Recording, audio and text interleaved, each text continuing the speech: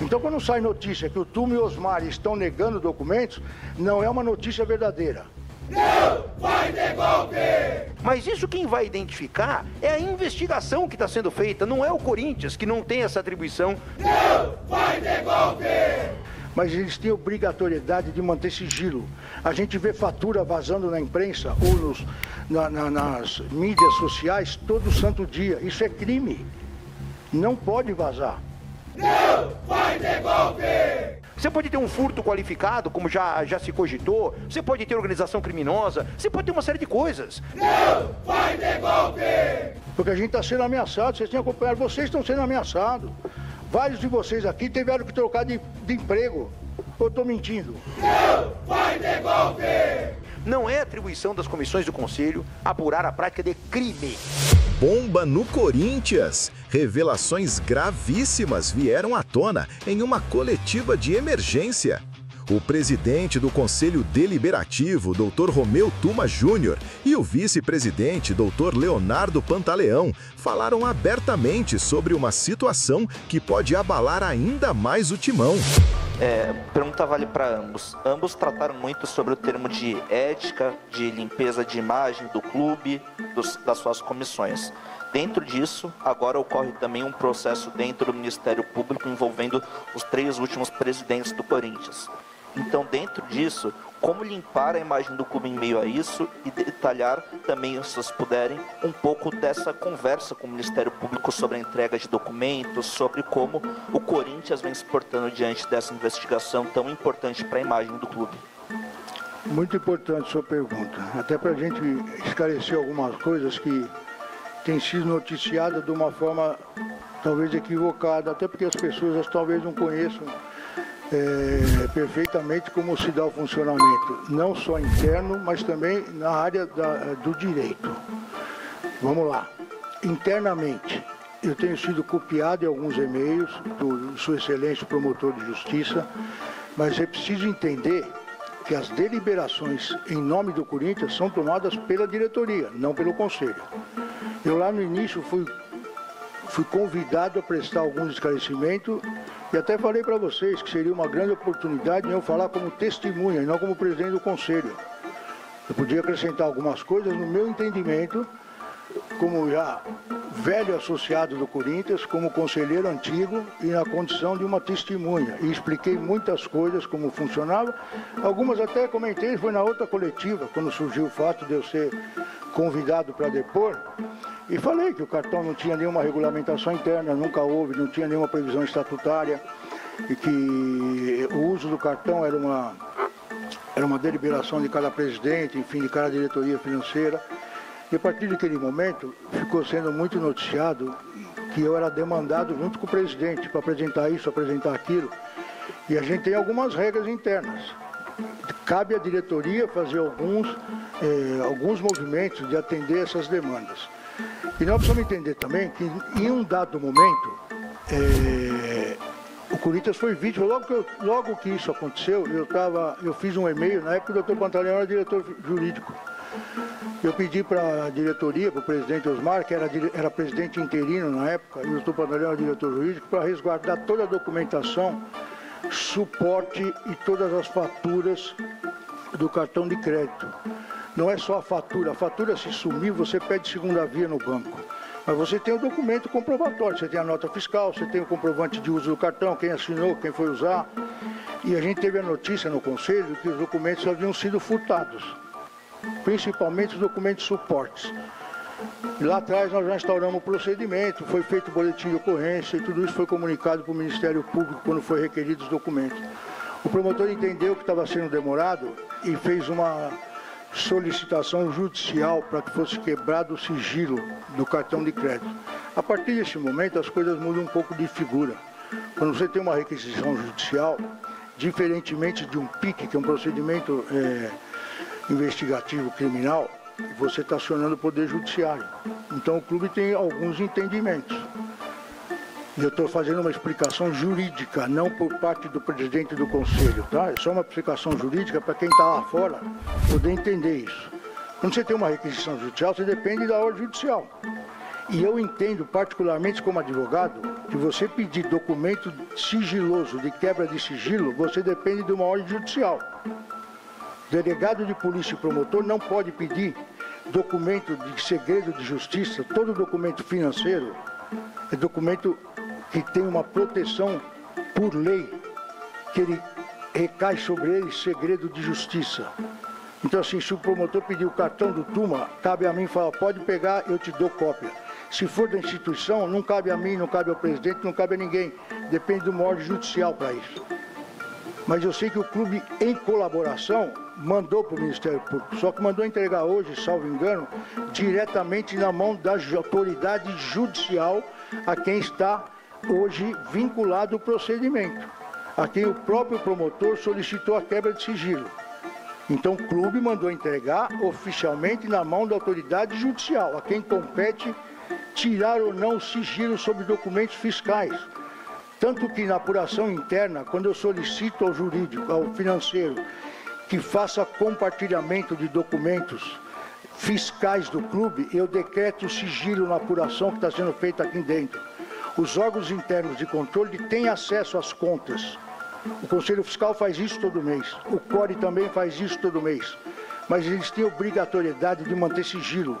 A gente vê fatura vazando na imprensa ou nas mídias sociais todo santo dia. Isso é crime. Não pode vazar. Apesar do jornalista ter o resguardo de não dar a fonte, mas o fato é criminoso. E o delegado de polícia e o promotor não podem compartilhar documentos. E também não pode ter acesso a isso sem ordem judicial. O presidente do conselho não pode compartilhar documentos sigilosos do clube sem ordem judicial. Então, assim, tem um entendimento interno, que eu estou explicando para vocês, e tem um entendimento externo. O clube apresentou os documentos, mas a autoridade judicial, a quem compete tirar ou não sigilo para que as autoridades possam investigar. Então, eu fico falando, o Tuma está negando, não estou negando nada. Eu, quando sou comunicado pelo promotor que ele quer um documento, ele está só me mandando para me ter ciência. Se o presidente descumprir uma ordem judicial, eu vou apurar internamente se ele descumprir o estatuto. Mas se ele cometeu crime, quem apura é a justiça, não sou eu. Então, muitas vezes, eu, em colaboração ao Ministério Público, quando eu recebo um e-mail, olha, eu quero endereço, telefone de fulano e tal, que ele vai ser ouvido. Eu mando para as instâncias externas, comunique ao promotor qual é o endereço de fulano.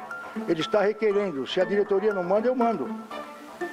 Mas daí falar que o Tuma não está mandando documento, se o Tuma não tenho nada com isso, não é minha obrigação, não é minha atribuição e principalmente, se eu fizer, eu cometo crime.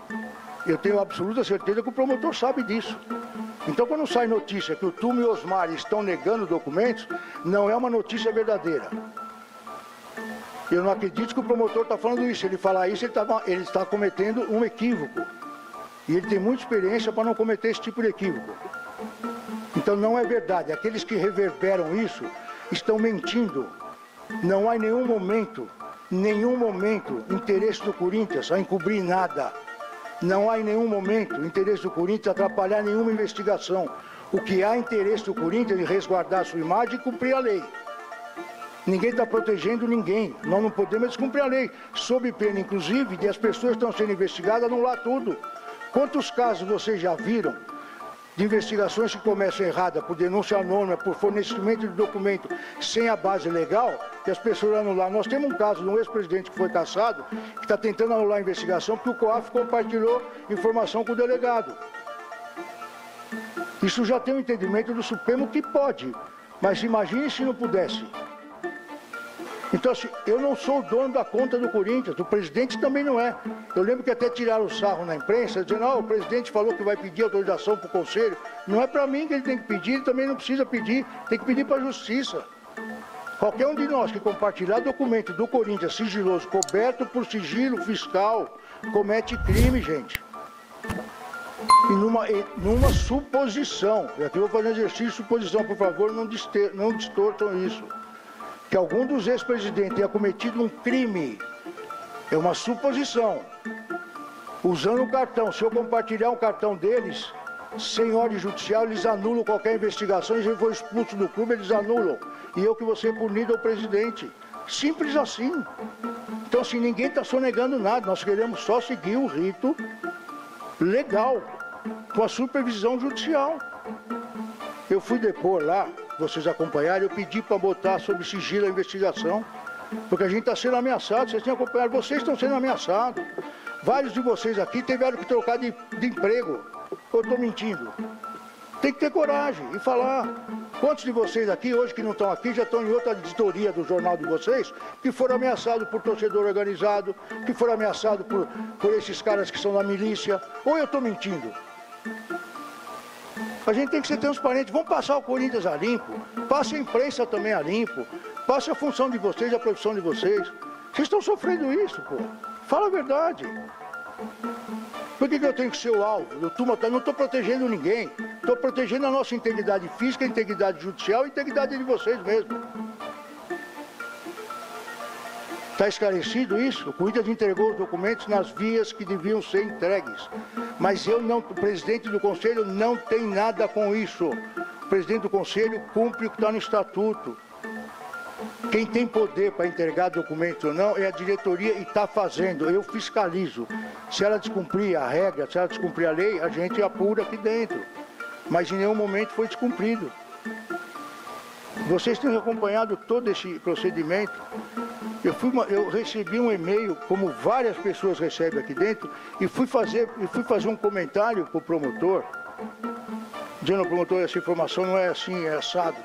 Isso não aconteceu, essas contas não foram aprovadas com ressalvas, elas foram aprovadas sem ressalvas. Já teve um despacho lá dizendo que eu estava fazendo defesa da pessoa.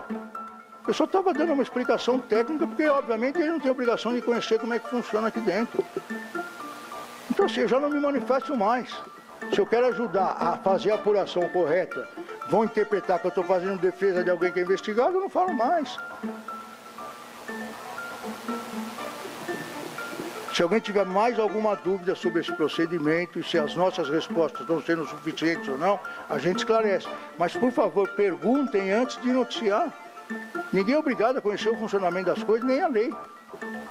A gente sabe que tem até autoridade que não desconhece a lei. O que vai fazer? Eu até queria, desculpa, Pantaleão, que todo o Ministério Público fosse único e pensasse da mesma forma.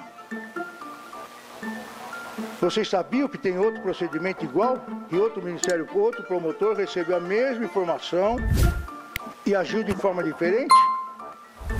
Em vez de ele instalar um procedimento interno criminal, ele mandou para a polícia instalar inquérito. Então assim, o clube fica recebendo cobrança de todo lado.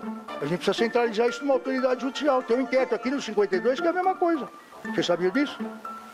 Porque um outro promotor recebeu aquela informação que vazou, que saiu primeiro de uma fonte anônima, depois veio um e-mail de um sujeito do Nordeste, mandando a informação para o Ministério Público, mandou para outra vara, mandou lá para Jabaquara. O promotor de lá foi, isso não é comigo, mandou para a Central falou, pede inquérito para a polícia. Está aí no 52, instalaram inquérito. Então são informações que vocês não conhecem e que a gente é cobrado todo dia. Então fala, manda para quem? Qual Ministério Público está agindo de que jeito? São dois procedimentos iguais. Responde para quem? Então vai, manda para a Justiça. É isso, simples assim, nós estamos cumprindo. Ninguém tá amarrando nada, a gente só está cumprindo a lei. Vocês pegam, por exemplo, o fiel torcedor. O inquérito do fiel torcedor. Calma, só estou dando uma explicação, porque é assunto que interessa para vocês. Ele vai falar, mas ele não vai desfalar o que eu estou falando, tenho certeza, porque ele é um criminalista de renome. Ele não gosta de fazer uma média, mas ele não vai desfalar o que eu falei. Fica tranquilo. Fica tranquilo, ele vai, eu tenho certeza, até porque ele é professor, eu sou aluno nisso.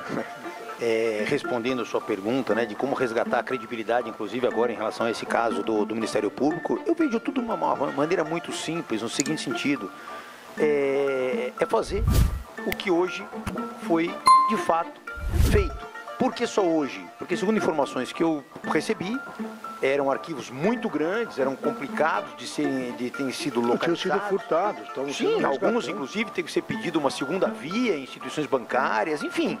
São coisas que não são da noite para o dia, até porque não estamos falando de um documento de uma página única, nada disso. Então, são coisas que acabam demandando, existem as burocracias, mas burocracias que nós, do Conselho Deliberativo, temos nada a ver, não temos participação. Eu, por exemplo, nunca tive a oportunidade de conversar com o Dr. Consuelino a respeito disso, nunca fui chamado no Ministério Público, nada disso. Então, consequentemente, não havia nenhum tipo de compromisso meu, pessoal, a fornecer determinados documentos, como também não havia de outras pessoas. De toda maneira, a forma é entregar a documentação, é deixar claro que o clube está à disposição para poder contribuir com as investigações. E aqui uma ressalva importante, que nunca é demais repetir. O clube, o Conselho Deliberativo, seja através da Comissão de Ética, a Comissão de Justiça, seja lá qual for, porque vocês sabem, eu também tive a oportunidade de presidir recentemente a Comissão de Justiça, então entendo de fato aquilo que estamos comentando aqui. Não é atribuição das comissões do Conselho apurar a prática de crime. Isso se refere ao Ministério Público, à Polícia Civil do Estado de São Paulo, é atribuição deles verificar se existe crime ou não. Nós tivemos casos recentes aqui que foram aí noticiados fartamente, em que sempre se sustentou que não havia necessidade de esperar a conclusão de procedimento criminal para a adoção de determinadas medidas administrativas. Uma coisa não vincula a outra. E até aproveitando essa questão de crime ou não crime, acho importante resgatar aqui um assunto que gerou uma polêmica enorme. Ou numa outra entrevista, quando eu estava na Superintendência Jurídica, turma, acabou uma coletiva sua, e eu fui abordado por alguns colegas da imprensa, né, aqui na saída do auditório, que me perguntaram a respeito de apropriação indébita, se isso caracterizaria ou não a apropriação indébita e tudo mais. Um deles foi inclusive o Salazar, que hoje não está aqui, está cobrindo lá outra equipe, né, mas foi o Salazar junto, acho que a Lívia também estava junto, a Lívia Camilo, que também não está aqui, e tinha mais alguns colegas, Fábio Lázaro também estava junto. Então podem testemunhar o que eu disse. O que eu disse foi o seguinte, e sem contar que naquela época é importante deixar claro, pouquíssimas informações, ou muito menos do que se tem hoje, nós tínhamos naquele momento. Muita coisa acabou surgindo depois. Mas independentemente de ter surgido depois ou não, me perguntaram por que o Corinthians não tinha feito o boletim de ocorrência por apropriação indébita naquele momento. E eu expliquei o conceito de apropriação indébita, os requisitos da apropriação indébita, que nem vou repetir todos aqui, porque não é o caso, e ficou claro para todos. Mas em nenhum momento eu disse que essa conduta eventualmente não caracterizaria crime. Claro que pode caracterizar crime, sem problema nenhum. Mas isso quem vai identificar é a investigação que está sendo feita, não é o Corinthians, que não tem essa atribuição de punir prática de crimes. Pode ser apropriação indébita? Eventualmente, se ficar demonstrado os requisitos que ela exige, pode. Mas pode inclusive ser crimes mais graves do que a apropriação indébita. Você pode ter um furto qualificado, como já se cogitou, você pode ter organização criminosa, você pode ter uma série de coisas. Então é por isso que precisa de uma investigação. Aliás, o próprio documento do promotor, recentemente, ele coloca que é possível eventualmente se cogitar de apropriação indébita, é possível se cogitar de furto qualificado, é possível se cogitar de estelionato, ele coloca lá também, é possível cogitar de uma série de crimes. Então é nesse sentido, em nenhum momento se disse que, olha, a conduta jamais pode ser considerada criminosa. Não foi nada disso, e quem participou desse momento sabe e pode testemunhar, foi uma questão conceitual sobre a apropriação indébita, jamais isentando qualquer perspectiva criminosa, até porque isso não compete a nós. Se ficar caracterizado, vai haver a responsabilização, a defesa, o procedimento perante as instâncias corretas que tratam efetivamente da justiça criminal. É isso. A coletiva escancarou uma crise que vai muito além do campo. Será que o Corinthians está sendo perseguido ou a diretoria está tentando mudar o foco dos verdadeiros problemas? E aí, torcedor, você acredita nas denúncias de Romeu Tuma Júnior e Leonardo Pantaleão? Ou acha que tem algo escondido nessa história? Comenta aí sua opinião, deixa o like, se inscreve no canal Fute Mundo Afora e ativa o sininho, porque aqui a voz do torcedor tem vez e a verdade sempre aparece. Vai ter golpe! Não vai ter golpe! Não vai ter golpe! Não vai ter golpe! Se essa treta já tá grande, imagina quando estourar o próximo capítulo. Pode ter certeza que a gente vai trazer tudo aqui pra você.